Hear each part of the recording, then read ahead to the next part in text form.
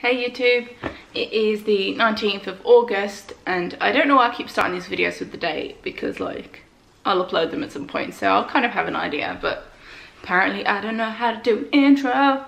Okay, so this video is kind of nostalgic, I guess. This is the intention a little bit. I was on my Tumblr, a vlog I had years ago, like literally years and years ago.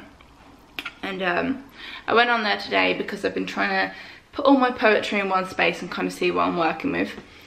And I found a post I'd done that was called The Last 3 Years. And it had been inspired by a different post I think I'd seen on the platform at the time that someone else had written about things that stuck out in their brain from the last 3 years. And so in that time I'd written my own list. My eyes keep itching. In that time I'd written my own list. And I've not reread it yet because I kind of want to sink it in as it happens.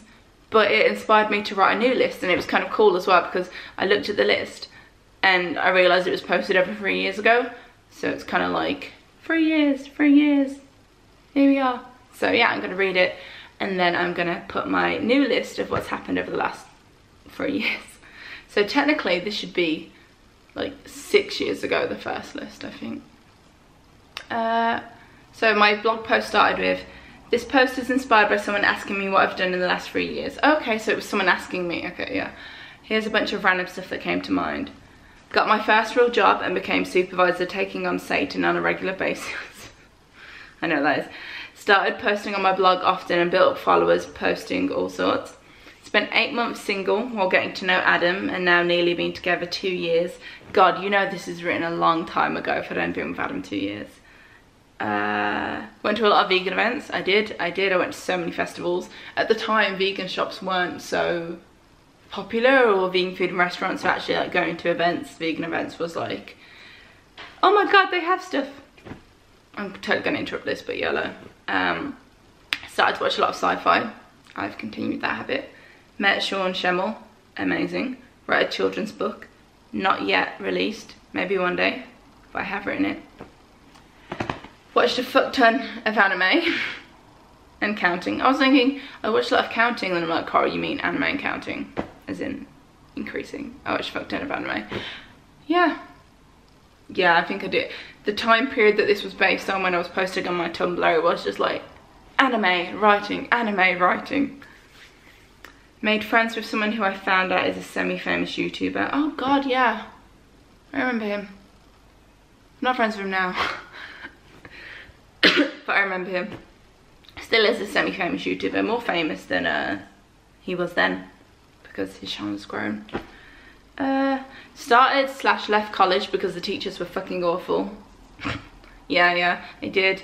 I tried to go back and be brave and face my fear of learning, and then just realised that it wasn't the right environment for me. But it was good because it kind of taught me that, yeah, I have a fear of learning to a certain degree, but that also doesn't mean that going to a college that isn't suited to me is reconfirming that fear. It almost proves that, okay, I might have a bit of a fear of learning, but not every type of learning is the right type of learning for me, if that makes sense.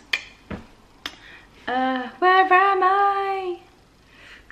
Got used to travelling on coaches back and forth on a regular basis. So that was when I was seeing Adam a lot in the beginning stages of the relationship. Collected a load of DVDs. Lol, I do not have them anymore, but at the time that was like my shit a little bit. Cut off all my hair, shaved parts, dyed it, grew it, cut it, growing it again into a shoulder length bob. Lol, that's funny to read that I was growing my hair out into a shoulder length bob. Got a load of tattoos now with more to come. She wasn't wrong. Had my septum, nose, ears, belly button pierced, septum only remaining. It's true, 3 years on, I still only have my septum pierced. I have my little earlobes, but when I say like piercings, my brain means like up here and belly button and all that, so like that's the only one that's like still a thing really. Where am I? Stayed out of eating disorder territory. Well done, Carl. Said goodbye to a lot of cats. Oh yeah. Visited Manchester and Bristol for the first time. God, I've done so much more travelling since. Performed live poetry and now on a regular basis. not really performing live poetry at the moment, but it is something that I'd love to get back into. Did a lot of dancing at work. Still do that all the time. Had a work friend live with me and mom for a while. Well, I no longer live at home, but yeah, that was a weird situation. It's not the best idea to live with someone that you work with, but when you're young, you just try stuff. Discovered that Buffy the Vampire Slayer had been missing from my life all this time. Yeah, literally, as soon as I watched Buffy, I was like, where have you been? You could have mentally supported me so much. But I spoke to my friend Katie the other day and I said my first memory of Buffy was like turning on when I was really young. Seeing Buffy standing in like an alleyway with a stake and a scary looking vampire, and immediately turning the channel over and being like, this is too scary for me, I can't watch this. So yeah, I must have discovered Buffy like, you know, 5-6 years ago now nearly. Well, and it's still one of the loves of my life. I don't know why I sing all the time. I'm so awkward, but in a good way, I guess. Was a part of several live streams on my friend's YouTube, forming the nickname Amanda for, oh yeah, forming the nickname Amanda for some random reason. Yeah, I did a couple live streams with the semi-famous YouTuber that I mentioned. And for some reason, people in the comments were calling me Amanda. They just decided, like, he had like thousands of people following him. They all just decided that my name was Amanda. Even though I'd never said my name. My name has never been Amanda. Somewhere out there, someone thinks I'm Amanda. Or thought I was Amanda. Had some really great nights out with my friends. You know what I did? There was some nights that we had a lot of fun. I remember particularly going to a pub at like 1 AM and using the jukebox type thing. It was like a newly updated jukebox, but we played Misery Business by Paramore, and we all just really danced around, and I was the only sober one. And it was a bit awkward, but you know, all my friends were really drunk, so I just kind of danced with them and was like, yeah. But it was actually really fun in hindsight. That's a good memory. The getting home after that was scary because suddenly it was like really late and everyone was drunk and I was the only one sober, and it was just like, oh, I'm scared.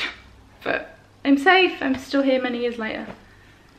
Met Lights twice more. God, how many times have I met Lights then? I feel like I've met her a lot, but if I said twice more, I've either met her once before or met her before that. Anyway, Lights is a total babe. I listened to her Dead End Remixes album recently and it was wonderful. Got an awesome push scooter. I loved my scooter, and honestly I've been wanting to get another one, but they're so expensive. Originally the tyres went on it, and then I had too much anxiety going into a bike shop to try and get it fixed. I eventually just donated it away. But I'm hopeful that if I ever get a scooter again, I'll be brave enough to get it fixed. Maybe. What? Why is it always the hands? Or is the peace sign? Ugh. That's fine. I make myself cringe sometimes. Saw Miley Cyrus in concert. I did. Oh my god, I love Miley Cyrus. You know, me and Miley Cyrus go way back. It's so funny to think that when I was like 13 or 14, Hannah Montana existed, and I was like, oh, what is that show? It's so lame.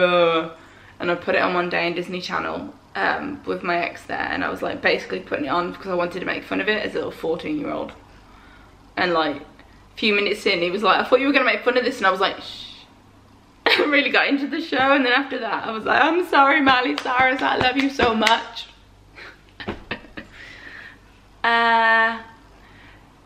Fell in love with coconut water and ACV. I do still love coconut water. ACV we don't have at the moment, but we did have it in the house up to a few weeks ago. Coconut water is just my jam, as long as there's not added sugar, otherwise I don't really feel it. But like the pure stuff, wonderful. Did water only hair washing for a while. I did, yeah. Yeah, I did a lot of experiments. I've always been such an experimental person. Like, I'm always looking for ways to like question the norm or like improve parts of my life. So I was washing my hair with water for a while I was in college. There was a lot of reasoning behind it. It wasn't just that I was like, fuck the system. again with the hands. But yeah, it went well.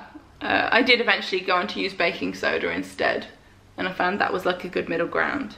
And now, because I don't have hair, like when I wash my body with shower gel or whatever, sometimes I whack it over my head as well, but a lot of the time it is just water because I don't need anything else. Became a semi-minimalist. So it's interesting that this is towards the end of the list, because it's been a journey that I've been like growing towards again, because I had been a minimalist in the past and then I became a semi-minimalist again, and then it moved on. And the last thing that I wrote on this list was moved into my lovely little tiny house flat. I loved that first flat. It wasn't perfect, it had a lot of spiders, had a bit of a mold problem, had a bit of a draft problem, but it was great. It was the first home I ever lived in, that I lived in with Adam, and lived in since moving out of home.